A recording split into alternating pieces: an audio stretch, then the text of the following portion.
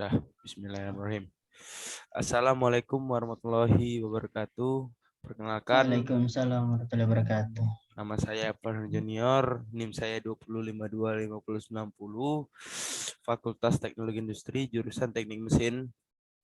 Dan kawan saya, Nama saya Jufar Hain Rahman, NIM 2052587, Fakultas Teknologi Industri, jurusan Teknik Mesin.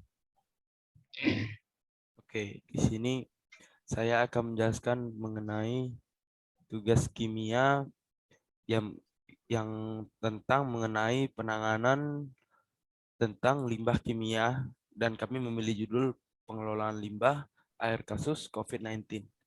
Oh ya, kami berasal dari kelompok 1.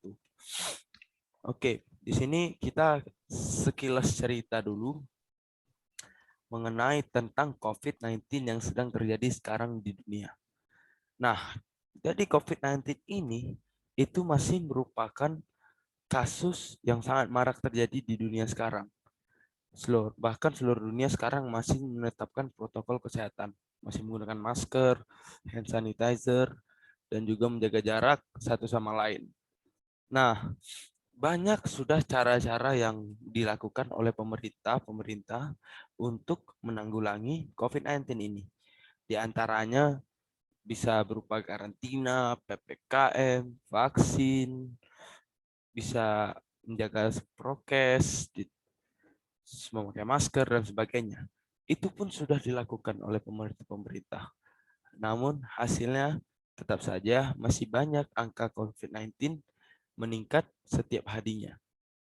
Nah, di samping itulah, maka seiringnya bertambahnya kasus COVID-19 ini, bertambah juga pula pasien-pasien COVID-19 ini.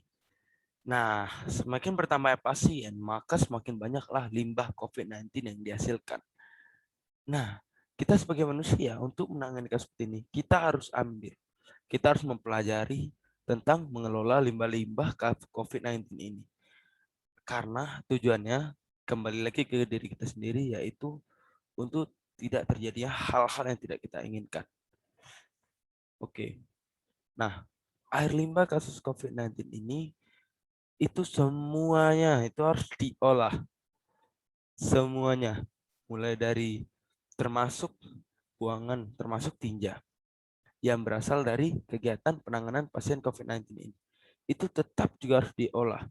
Karena kemungkinannya mengandung mikroorganisme, khususnya virus corona, bahan kimia beracun, darah, dan cairan tubuh lain. Nah, kita ini harus bisa mempelajari mengenai tentang budidaya limbah COVID-19 ini.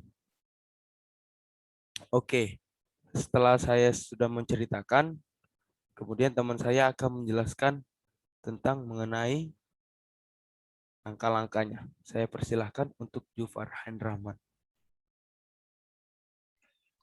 Nah, kita sekarang udah memasuki langkah-langkah penanganan limbah kimia.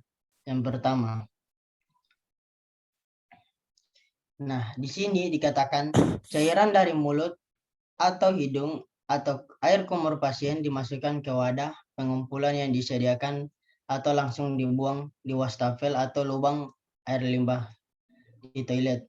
Ini dibuat agar tidak terjadi penyebaran secara menyeluruh. Yang kedua, air cucian alat kerja atau alat makan dan minum pasien atau cucian linen dimasukkan langsung ke dalam lubang air limbah yang tersedia. Yang ketiga, pastikan semua pipa penyaluran air limbah harus tertutup dengan diameter yang memadai. Yang keempat, pastikan aliran pada semua titik aliran lancar, baik di dalam gedung maupun di luar gedung.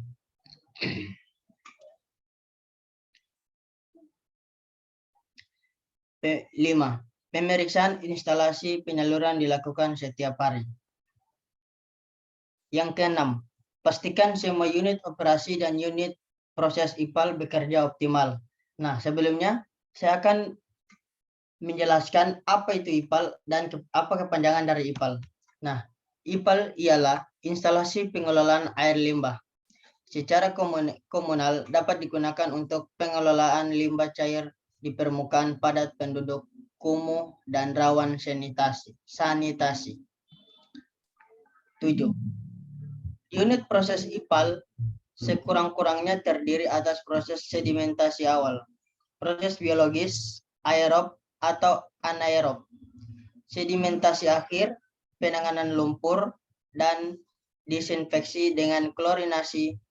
Dosis disesuaikan agar mencapai sisa klor 0,1 sampai 0,2 mg. Setelah proses klorinasi, pastikan air kontak dengan udara untuk menghilangkan kandungan klor di dalam air sebelum dibuang ke badan air penerima.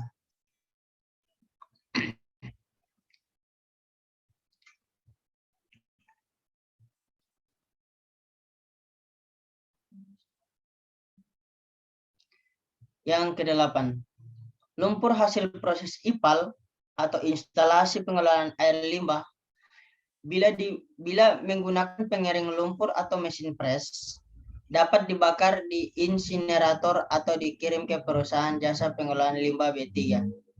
Bila tidak dimungkinkan untuk dilakukan keduanya, maka dapat dilakukan penguburan sesuai dengan kaidah penguburan limbah B3 sebagaimana diatur dalam Peraturan Menteri Lingkungan Hidup dan Kehutanan nomor P.56 tahun 2015. 9. Pengukuran unit proses disinfeksi air limbah dengan kandungan sisa KIR pada kisaran 0,1 sampai 0,2 mg yang diukur setelah waktu kontak 30 menit sekurang-kurangnya sekali dalam sehari. 10. Pengukuran unit proses disinfeksi air limbah dengan kandungan sisa KIR pada kisaran 0,1 sampai 0,2 mg yang diukur setelah waktu kontak 30 menit sekurang-kurangnya sekali dalam sehari. Oke. Di situ adalah penjelasan mengenai penanganan limbah air COVID-19 oleh teman saya tadi. Nah, oke. Jadi saya akan membuat kesimpulannya di sini. Maka bahwa kesimpulan yang dapat kita pelajarin adalah kita harus mengerti dalam menangani limbah air COVID-19 ini. Karena di zaman-zaman pandemi zaman sekarang ini, kita harus bisa mencari tahu tentang bagaimana kita menangani limbah COVID-19 itu yang bagus, agar tidak terjadinya dampak-dampak yang tidak kita inginkan. Dan mungkin dengan cara kita mengetahui penanganan limbah COVID-19 ini, kita juga menjadi salah satu orang bagian yang tidak menyebarluaskan atau menyetopkan tentang kasus COVID-19 ini. Mungkin dengan video ini bisa banyak manfaat yang didapat oleh para penonton agar mengetahui soal penanganan kasus limbah COVID-19 ini lebih jelas. Nah, agar kita bisa tahu bagaimana kita mengelola airnya, barang-barangnya, dan lain-lain. Yang terutama dari air yang tadi bisa dikelola oleh IPAL dan sebagainya. Nah, daripada itu, itulah sekian penjelasan dari kami. Apabila ada kata yang salah mohon dimaafkan. Kami akhiri. Wabillahi wa taufiq wal hidayah. Wassalamualaikum warahmatullahi wabarakatuh. Waalaikumsalam warahmatullahi wabarakatuh.